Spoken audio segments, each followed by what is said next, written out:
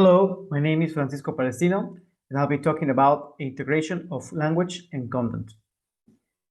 The practice of English pedagogic around the world has improved because of the evolution of English as a global language. This task can be done by expertise teachers or specialized in another subjects with no English skills. We will talk about this point later. Content goes beyond language in these cases. The integration of language and content can be defined and explained in many different types of courses and programs. The development of a subject and topics are showed with a variation of language skills. In this video, we will review the most common types integration of language and content. Content-based instruction. Well, content-based instruction, or CBI, refers to an approach to second language teaching in which teaching is based around the content or information that the students will acquire, rather than only around linguistics or other type of syllabus. Content language integrated learning. This is a movement in which linguistics recently adopted in Europe. This is very known around the world as CLIL. Basically, the learning focuses on curricular subjects and studies with a non-native speakers as students. The thing is that in Europe, it's thought that it could work for adults and children, and at the same time, and because of this, it is known that it has not worked well in all Europe. Then we have sheltered instruction. Sheltered instruction is a movement started in North America, especially in the US, and consists of an instructional model for language integration. The teachers are specialists and expertise in specific areas of study. In this case, it is only particularly for that kind of teachers. That is how they can focus with students in only the content of learning. At first, it started focusing on L2 learners only, but now it is pointed out for first and second language learners, for both of them. The main objective of sheltered instruction is to make academic students to understand the subjects by providing different scaffolding techniques, such as SIOP, which is Sheltered Instructional Observation Protocol, and CALA, which is Cognitive Academic Language and Learning Approach. Then we have the workplace literacy, which refers to the language and content acquisition in the workplace of employees in the different areas of the job. In these cases, it is known as BSL, which is Vocational English as a Second Language, and in other countries as English for the workplace. And then we have English for specific purposes, which is an international known term to refer for adult context and different areas of work and academic purposes in which they only focus their English skills into specific needs, for example, writing and reading, depending on the needs of the people. Okay, now let's talk about how to deliver instructions. This is very important because there are many ways to do it, but in this case, we will talk about only about 3 forms to deliver instructions for English content and language. It doesn't matter if it's an English teacher only or as a specialist in teaching a specific area, but both can deliver instructions in these next 3 forms. Well, one of the first types of is the collaborative instruction. This refers to make the collaboration between English teachers and specialists.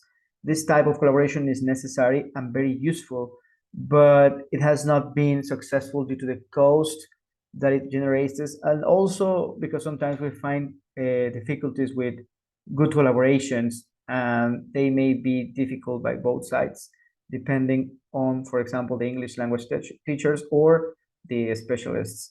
And of course, they can be separated The delivery of instructions can be only from English teachers, which, well, the advantages can be that the English teacher, of course, they know how to identify the needs of students in the language communication.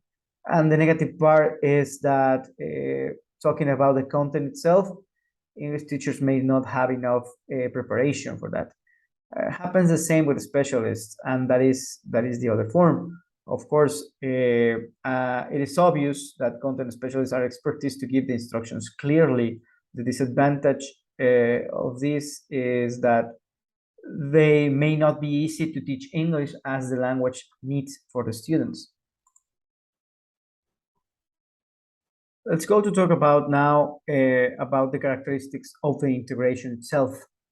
Even though the integration is very important in language teaching, there is no a single methodology to create this atmosphere around the teaching, but there are some characteristics that can be considered steps.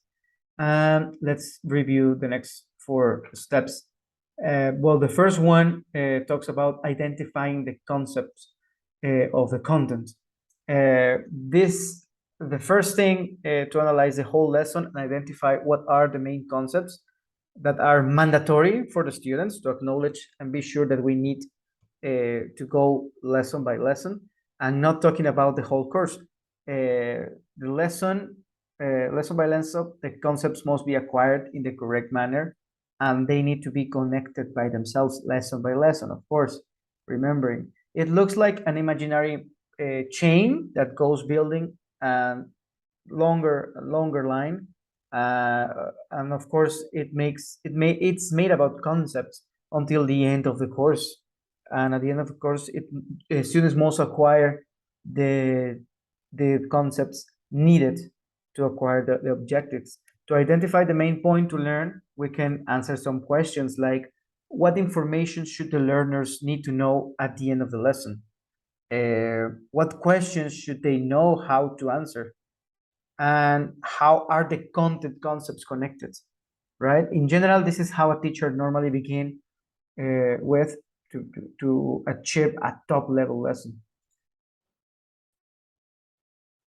Then we go to the writing the content and language objectives. After identifying the concepts and put them in order, and also forming the important questions that students must answer at the end, we need now to demonstrate how students will do to see if they had understood the concepts. The main thing to do is to check up the performance of students along the course, and with this, to write down some performance objectives.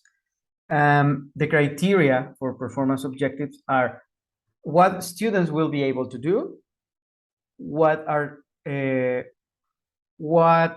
they expected to learn, of course, the content concepts, and how they will demonstrate that they learned, and of course, what are the conditions for the actual class. Then we go to derive the language from content. Separating language teaching from content seems to be difficult for content specialists, but well, because it is hard them to create language objectives. It is because in this important process, language objectives cannot be done before content process, because the language objectives comes from the content objectives firstly done. And well, at the end, we talk about managing demands on cognition. The last part of the characteristics is to know how to manage the demanding of the cognition. This means we, as curriculum designers, we need to pay more attention to the demanding of the tasks depending on the cognitive needs of our learners. When we recognize that the content concepts are demanding, then we select a more familiar form of teaching.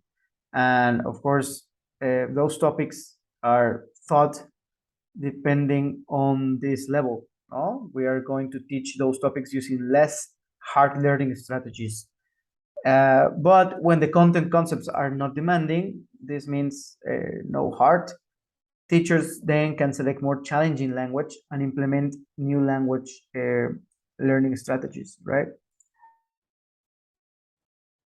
At the end of all of this and understanding these concepts, Now we can start developing better curricula to integrate content and language for our learners.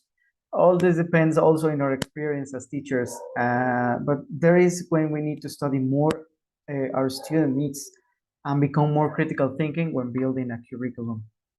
Thank you very much, and I hope you like this video. Thank you, teacher, and thank you, partners.